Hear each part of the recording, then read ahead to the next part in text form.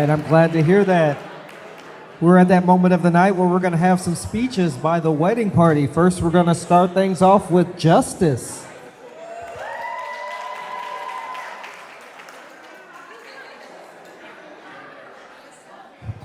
Hey.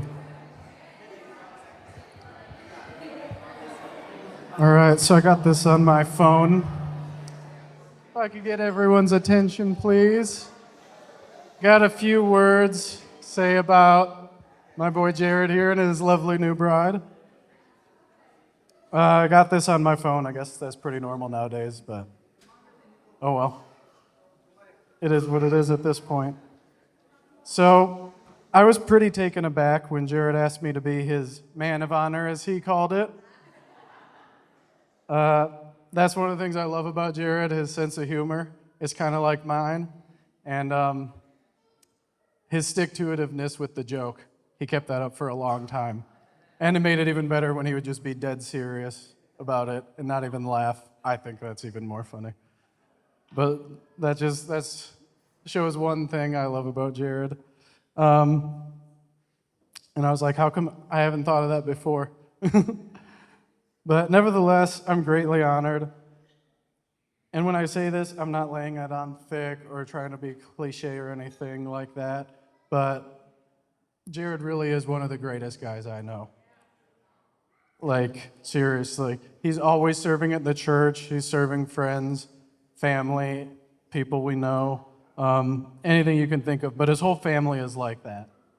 In fact, they're actually the leaders of the Helps Ministry at our church because that's just who they are, and that's who he is. So they did a great job instilling that in him. And that's just genuinely who he is. I was his roommate for about a year before I just got married about a year ago. And he'd show up late sometimes because he would go straight from work to help people move something, this or that, or he'd go out, help people with yard work, stuff like that. He's just always doing stuff like that. He's literally himself is the last person he always thinks of, and that's genuinely one of the only people I know like that. He's just one of the greatest guys I ever met.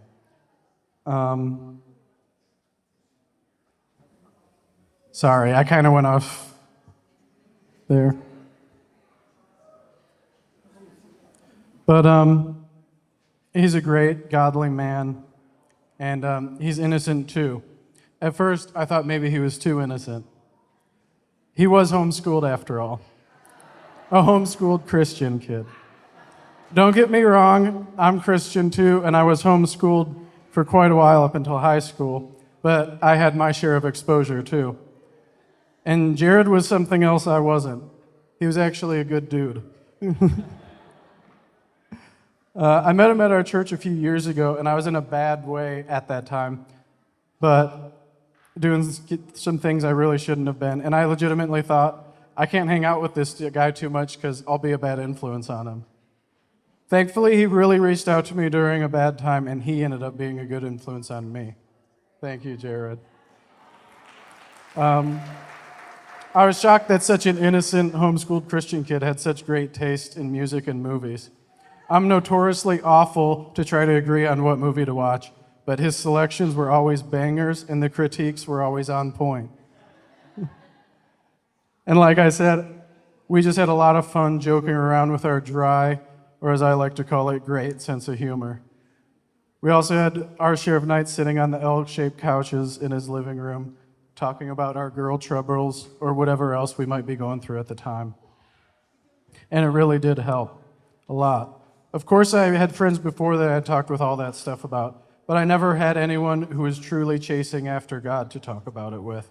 Someone who always brought that God perspective, even when it would have just been much easier to feel sorry for ourselves.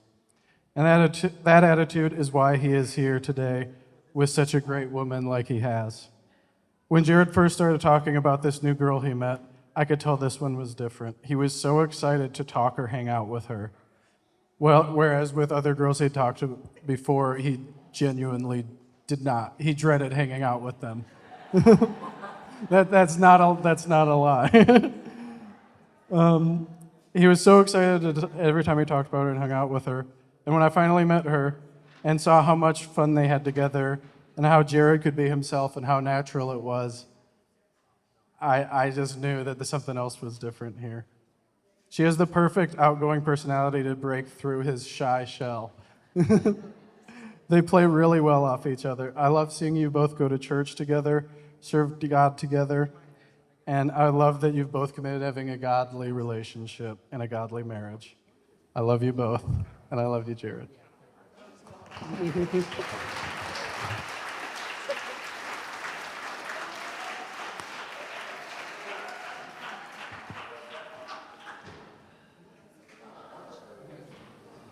All right, next up we have Megan and Emily.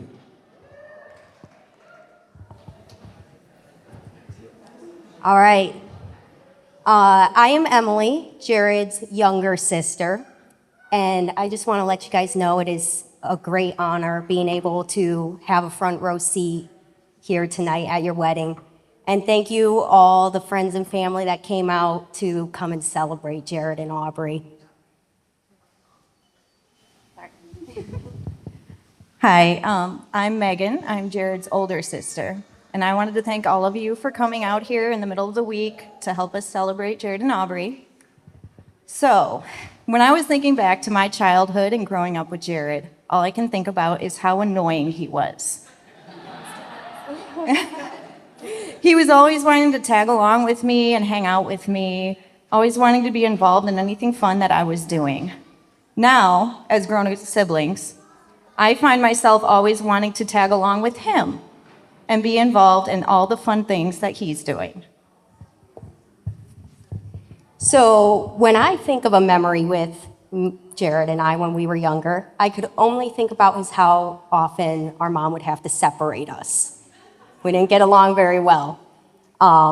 Jared is a great brother most of the time, but we never really started getting along until about 10 years ago. And if you would like proof of that, you can look up Urban Farmers Satire Vlogs on YouTube. However, I remember when Jared first told me about Aubrey.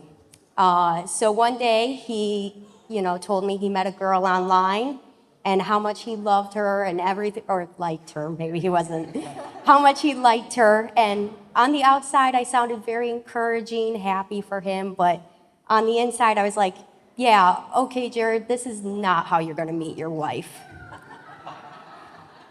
And as he was going on about how much he liked her, I kind of thought, well, okay, maybe I should be a little more serious about this. And I asked some pretty serious questions, like, does she understand we're kind of a weird family?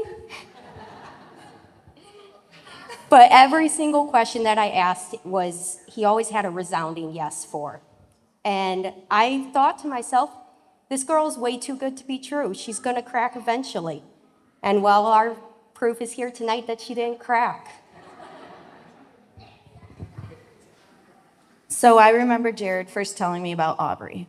He told me he met a girl on a dating app, which I partly take credit for because I always told him he should get on a dating app.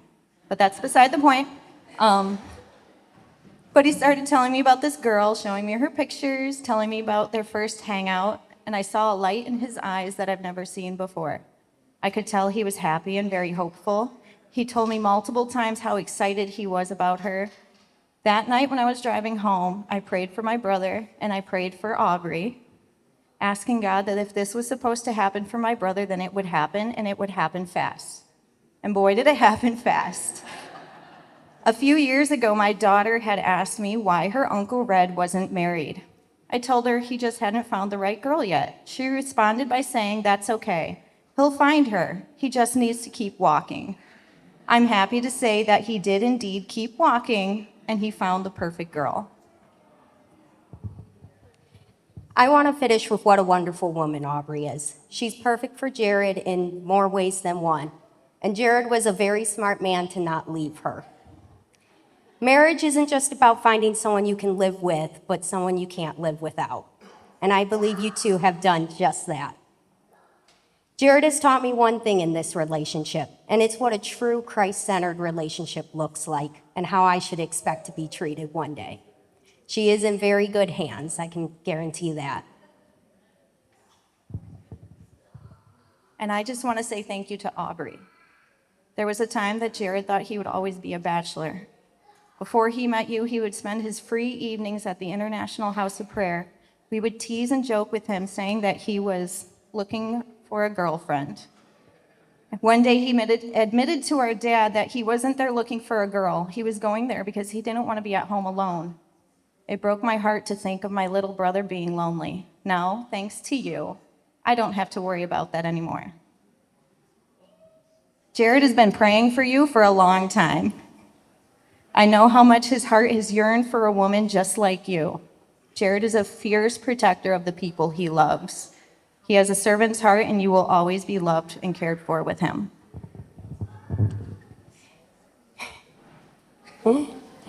I will stand with you two in this marriage until the day we die.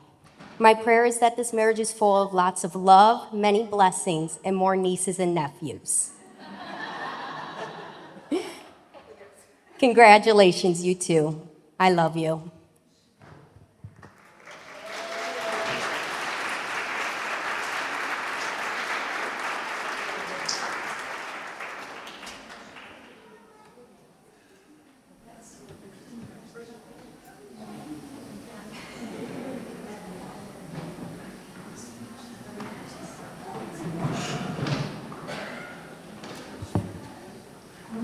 Next up, we're going to have a speech by Emily.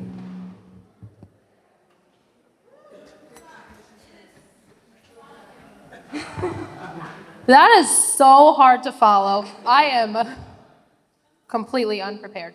Okay, but here we go. I guess I could thank you all for coming again. Today I have the incredible honor of being my sister's maid of honor. And let me tell you, our journey together has been a wild roller coaster. From our constant fighting while growing, to now being best friends, we've certainly kept life interesting for our parents. Sorry, Mom and Dad. As her older and wiser sister, well, mostly older, I have had the privilege of watching her grow into a remarkable woman she is today. She has the potential to be a godly wife and a great mom. My family jokes that her children will be like little soldiers. They will walk the line. In all seriousness, she is the best sister a girl can ask for. And I have no doubt her future family with Jared will be blessed with laughter, love, and a little bit of sarcasm handed down from me. May your love be as enduring as our parents' patience through our teenage years, and your future as bright as our shared memories. To Jared and Aubrey. We love you.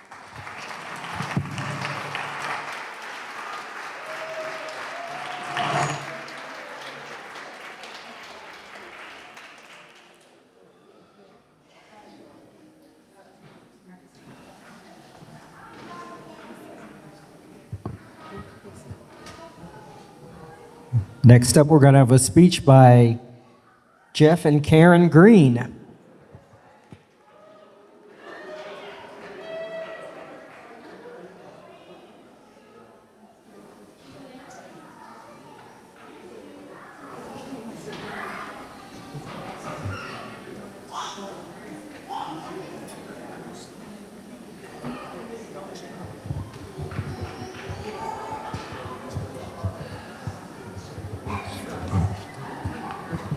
All right, well, thank you all for coming. Let's see, what stories can we tell about Jared? Our other kids accuse us of having Jared as our favorite child, which we will neither accept nor deny. Jared was our shyest child out of 4.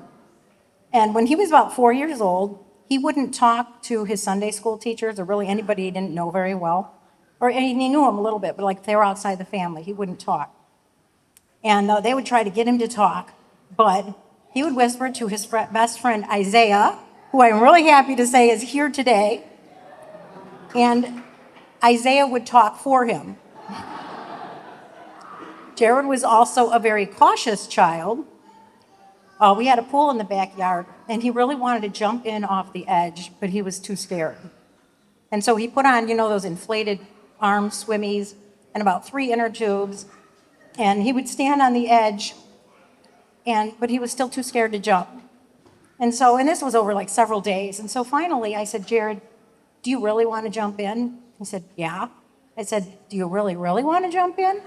Yeah. Do you really, really, really want to jump in? Yeah.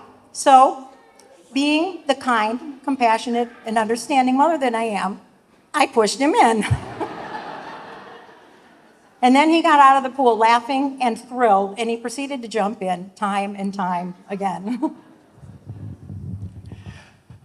No pushing was necessary when he met Aubrey, obviously. When Jared decided he wanted to be married, first he prayed. Then he took the initiative on his own and found Aubrey. He didn't even tell us until they were a few dates in. I had suspicions something was going on, but he didn't even tell us. Jared and Aubrey, we want to remind you of the faithfulness of our God.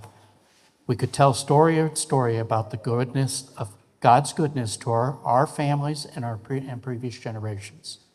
You are a carrier of those stories and the merging and of many awesome stories, and you will continue the story. Jared, I know that it's not easy being the center of attention today, but now that you've got your wife by your side, you're doing just fine. And together, you can accomplish anything you put your mind to. You can overcome any obstacle. You both have a godly heritage, and many generations before you, who never even knew your names, have prayed for you both.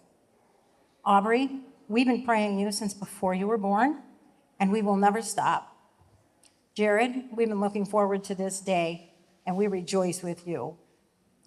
In Proverbs, it says that he who finds a wife finds a good thing and obtains favor from the Lord. And Aubrey is a good thing. Today marks a shift in your lives. You are no longer single, but joined together. You are not just doubling your gifts, but you are multiplying your effectiveness. Deuteronomy says 1 puts 1,000 to flight, 2 puts 10,000 to flight. You can accomplish more than you can apart. You can accomplish more together than you can apart. You can make each other better. We also want to challenge you. Run harder after God because he loves to be pursued.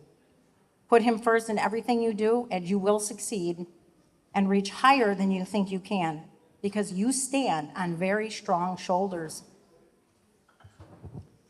Last, we love you, and we want to send you off on a journey speaking a blessing over you.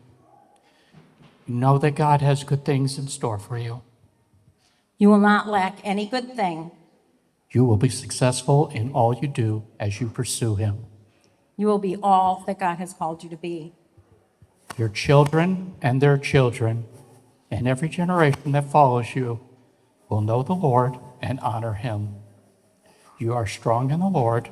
Together, you will accomplish great things for him. We are honored to watch this unique story unfold. So Jared and Aubrey, take each other's hands, jump in with both feet, and continue the story. Now we would like everybody, if you could raise your cups. And Jared and Aubrey, it's so great to have you in our family. Here's to you.